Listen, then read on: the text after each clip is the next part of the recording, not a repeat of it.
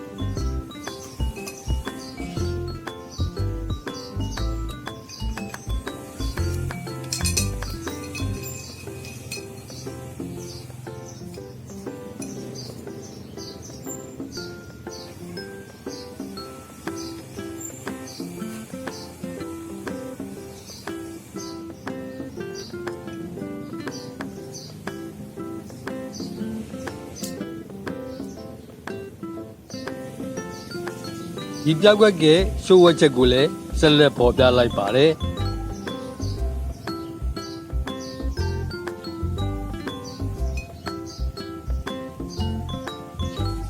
ပလင်းအဖုံးမှာအခုလိုပြုပြင်ပြီးရှိုးဝက်အပေါက်ဖောက်ထားပါတယ်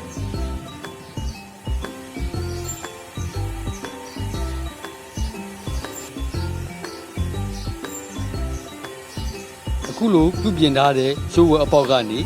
စော့ပင်ကိုထိုးသွင်းလိုက်တာပါရှိုးဝက်ချက်ကိုတည်သွားပြီဆိုတော့ဒီပြောက်ကွက်ကိုတင်လဲဖန်တီးပြသနိုင်ပါပြီခုတော့ဒီလောက်ပါပဲအားလုံးပဲရွှင်လန်းချမ်းမြေ့ကြပါစေ